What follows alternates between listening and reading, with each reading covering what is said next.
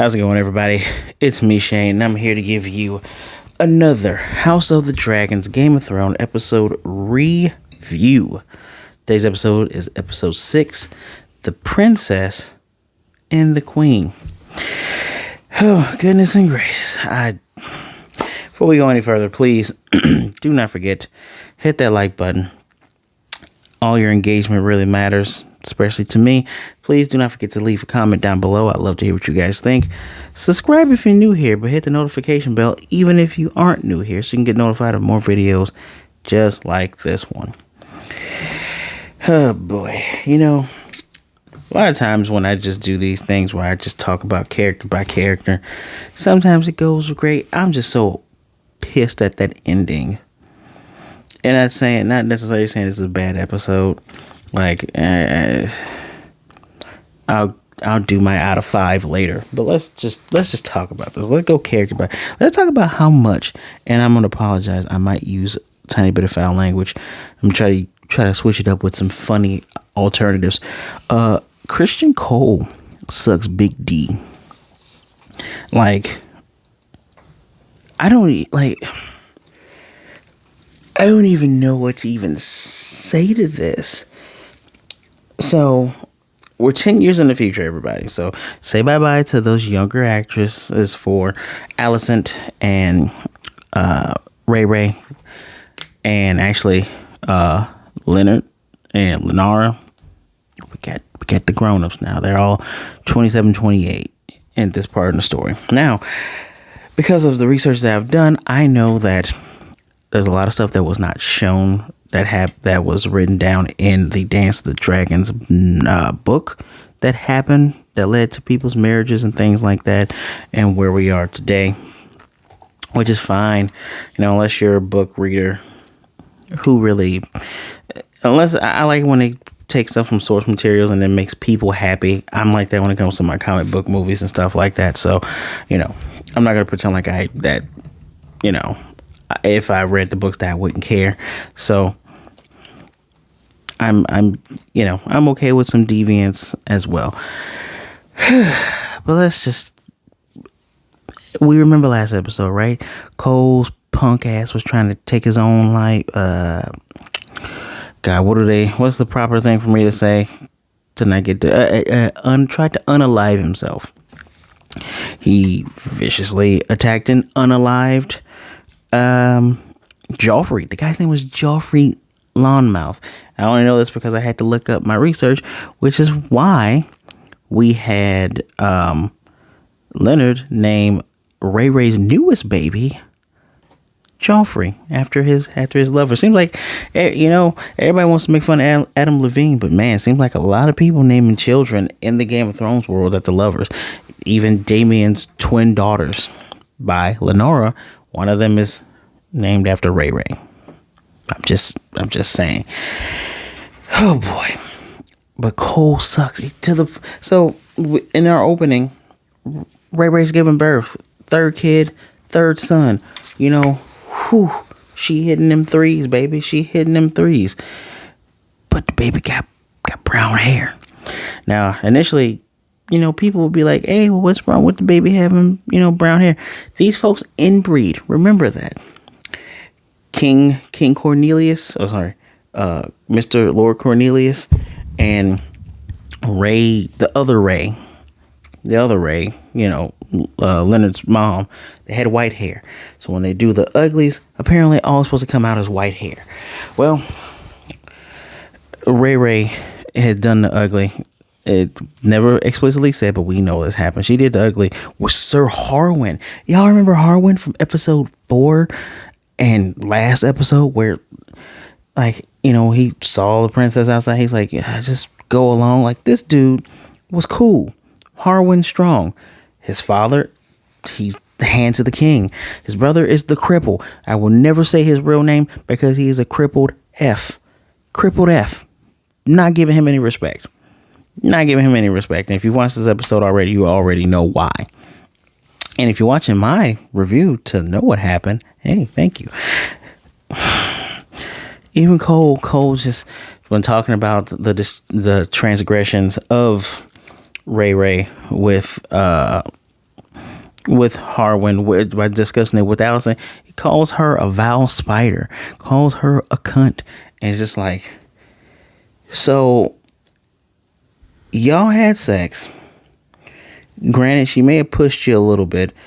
Same time, you could have just backed away and said, nah, because you already a punk, right? You're a punk because you can't handle being someone's side piece and live in lap of luxury, punk. You instantly snitched on her to Alicent, who's also a POS, piece of and now you're just talking trash to Alicent, unlike Damien, who when when Cornelius was trying to talk trash about him, he said, hey, just because I can say whatever I want about my brother doesn't mean you can. Alicent doesn't check him and go, oh, hey, I'm queen. I can't let you talk about the princess. No, they just kind of turn, look at each other. He's like, oh, I'm sorry. God, he treats her children badly, too, when it comes to training. And that whole training thing, just ridiculous. And when he instantly jumps to the accusation, going, man, yeah, you're strong. Harwin, you really care a lot about it. Her kids training almost as if they're cousin or a brother or son. And I like that Harwin jumped up and beat him in the mouth. I look forward to when Christian Cole dies. I'm just gonna flat out say I look forward to when he meets his end and he is done. I'm gonna be happy about that. So again, Christian Cole led to the events of today's episode. He indirectly led to the death of Harwin and Lionel. And let's talk about Alicent, right? Alicent and her kids. She has a daughter, white hair. Both her sons, white hair. Her son, Aegon II, he looks like that weird boy from Stranger Things, the one who's in love with Elle with they look like they get the dinosaur neck. That's who he looks like. He looks like a punk. And if you've done any research on Aegon II, he's a punk.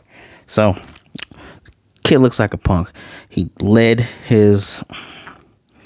It's so hard to call them cousins because your mom. It's so weird. That's your cousin nephews. If you think about it, Ray's kids would technically be. Oh God, Ray's kids. Since you're technically their uncle because Ray is technically your sister, Lord. So your cousin uncles, right? Let your cousin uncles to make fun of your brother who doesn't have a dragon. Okay. And he gave him a pig. He called him the Pink Dread or whatever. Let it into that. Just we get this whole thing. And for whatever reason, even the guy who's doing the high, weird, old language is telling Ray's firstborn son, you got to be like Aegon, you got to command the dragon. Dude is literally almost 10 to 12 years older than him. Shut up, please. Anyway.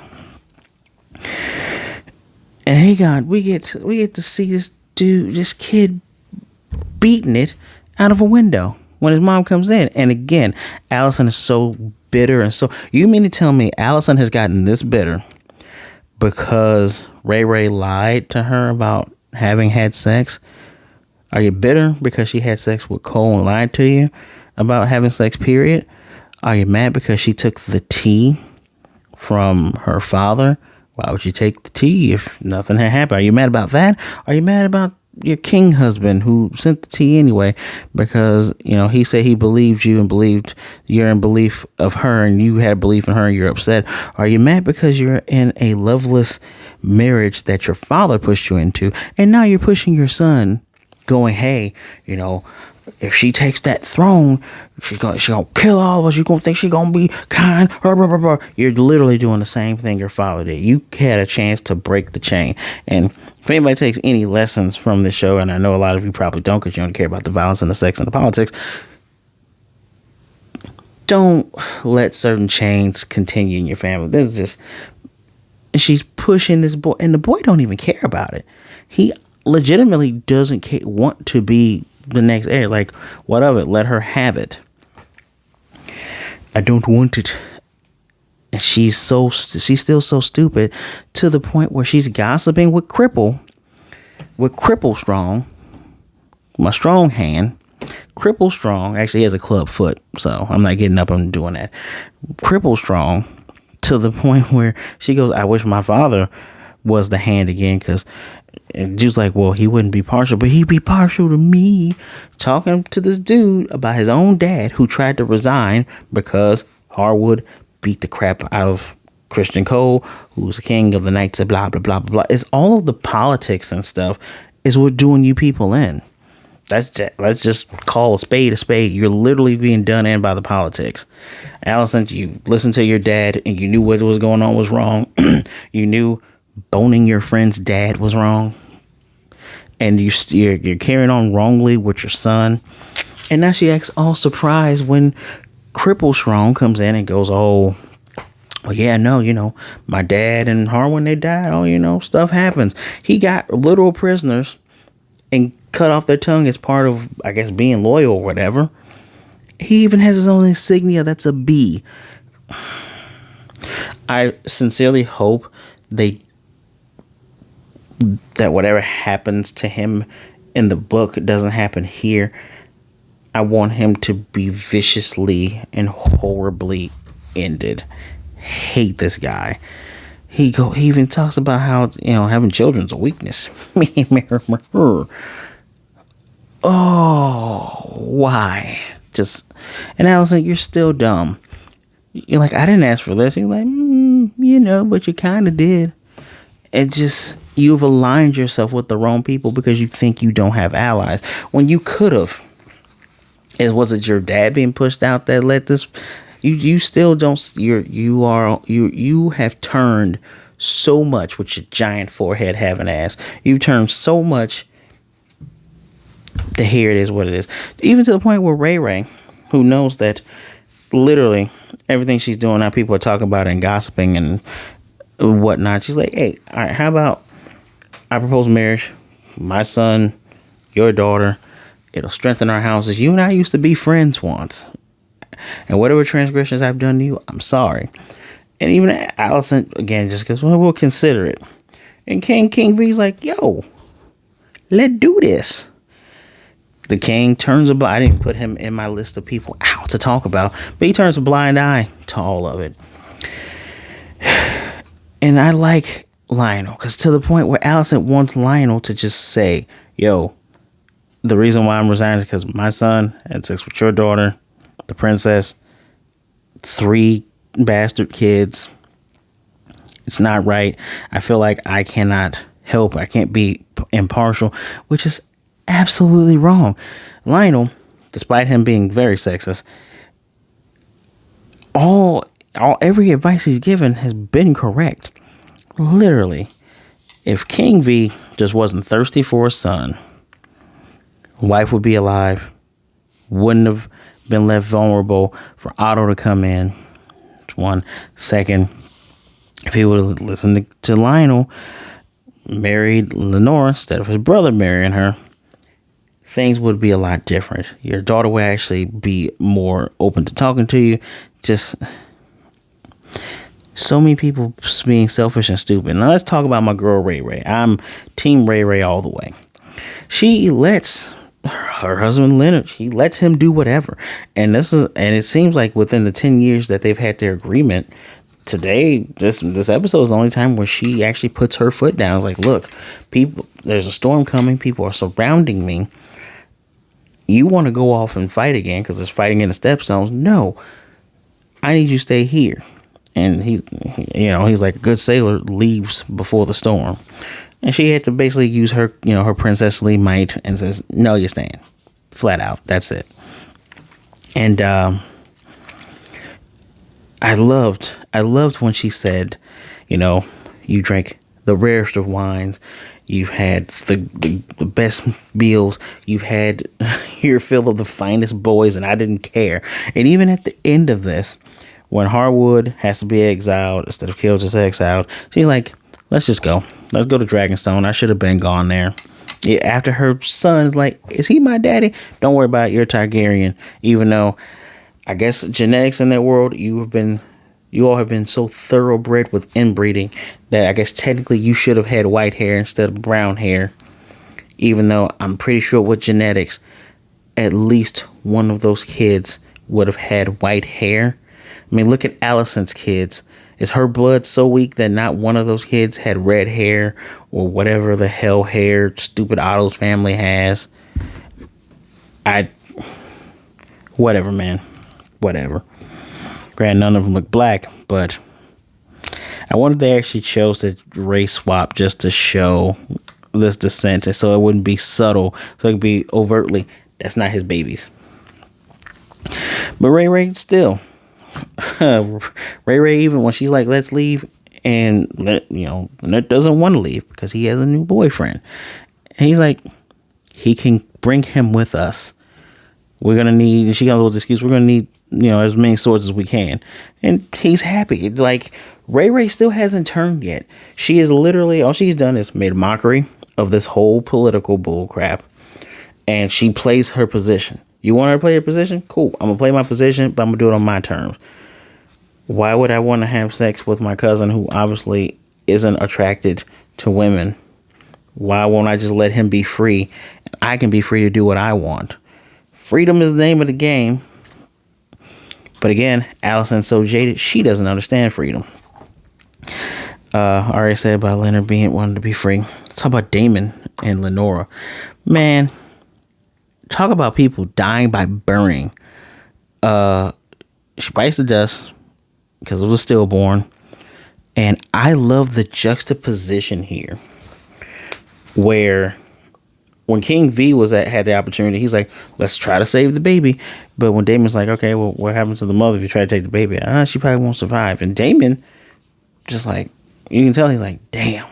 It's weird because even Rhaenyra, even she says, look, I know I'm not the wife you wanted, but you're just staying here because they had an offer to take up a permanent residence at this place so they can help defend it because invaders are coming, blah, blah, blah, blah. She doesn't want to because she feels that they're trying to use them, which is, yes, that's the whole name of the game. But, Daemon doesn't go anywhere. She's like, look, I may not be the wife you want, but you are not the husband. You're not the guy that I married, right? You're much more than this, which she's a good wife. I can tell while he pines for Ray, I can tell he actually loved and cared about Rhaenyra because he did not make that decision to go. Hey, King V instantly made the decision. Daemon was like, damn, damn, this is hard. And Rhaenyra just, I guess she felt her time was coming at an end because now she got the biggest dragon in the land. Is it Viserys? I think it's Viserys. Rhaenyra, one of the V's, right? These stupid made up names. God, R.R. Martin. This big dragon, way bigger than Daemon's dragon, just massive thing. Looks like an ancient elder dragon. If you know anything about Dungeons and Dragons, looks like a giant elder dragon. And she goes up to him. It's actually she goes up to her and does the Valyrian word, Dracarys. It means burn, right? And the thing looks at her. She wants her to kill her. And she's just, I like that the dragon just kind of looking at her and they lock eyes and it's just like, if this is really, really what you want. And Daemon goes after his wife. She's walking around bleeding, which is a juxtaposition to Ray bleeding early in the episode because the queen wants to see the baby. The moment she gave birth, I got to see the baby. You're becoming cruel, Alicent. You're going to get it good, too, towards the end. I know you are. But she gets burnt just like we have 3 people that met their end by burning today. Wow. Daemon, of course, one of the daughters he favors because she has the name like Ray. That one also has a dragon. Unfortunately, the other one, she's worried about whether she will be allowed to stay because she don't really have a dragon. You feel for this kid.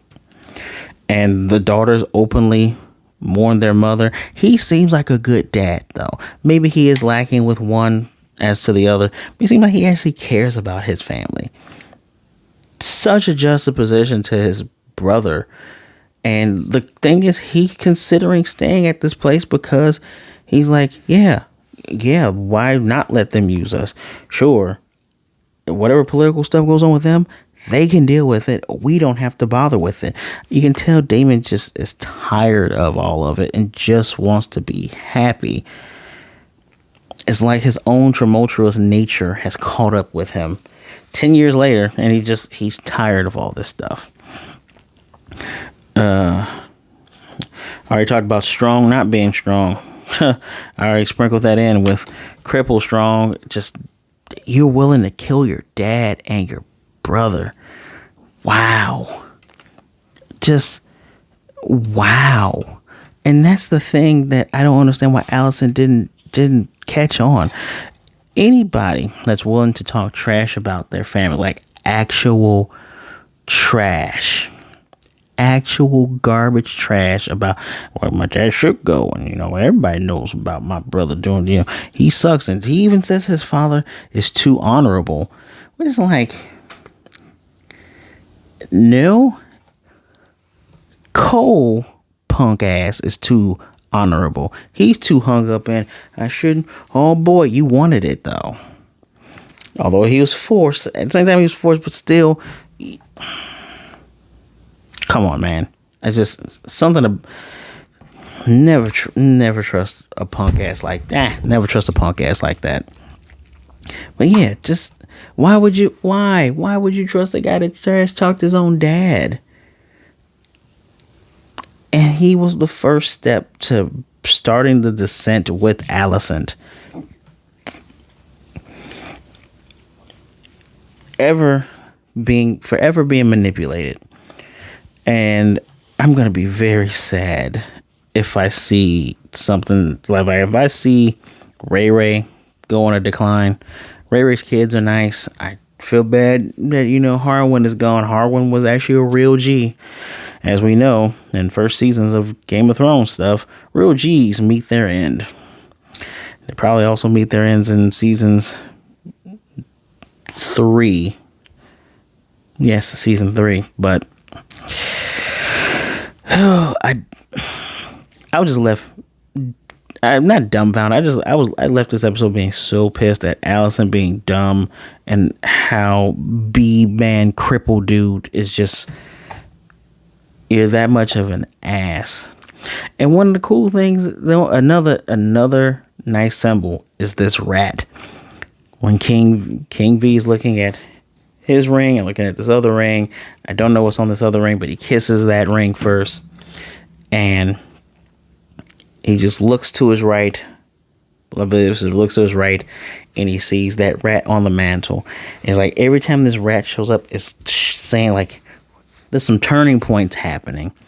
Like, for all of your glitz and glamour, and I probably said this last week episode review as well, but for all your glitz and glamour and you being king, you still have rats in your house, much like a common person would in that time. So, and you literally do have rats in your house.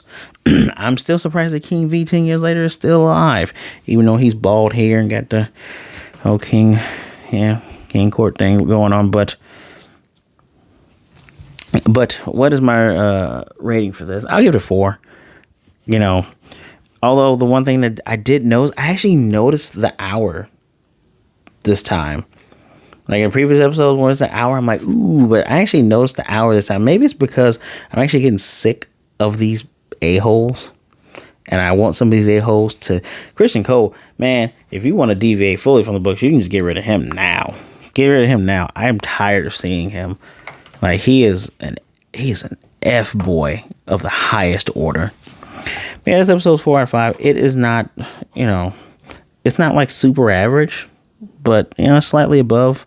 It's not bad. It's not fantastical like I was hailing. I think last week's episode, I didn't even review last week's episode. I didn't even give it a rating. I would give that a 5. Episode 5 and 4 are 5s. This is a 4, which is fine. Let me know what you think of the transgressions going on in House Targaryen. That Dance of the Dragons is coming ever closer and closer. I wonder if we're going to get another time skip. We have to get another time skip, right? And there's no way that this series is going to end at a point. I'm not going to say it, but there's no way this is going to end at a certain point. They have to. This is at least 3 seasons, right? Those of you who've looked at the cliff notes and read the books, this is at least 3 seasons in my mind. But as always, thank you for taking some time out to listen to me ramble about this show of dragons and incest and brutal endings. Don't forget to hit the like button, leave a comment down below. I would love to know what you think and tell me how I'm doing. Subscribe if you're new here. Hit the notification bell even if you aren't. And please, be good, be blessed, wash your hands. Be safe out there. Be good to yourself, be good to others. Either way it goes, know that you're not alone. Don't be a jerk, all right? And guys, I'm going to definitely see you next time.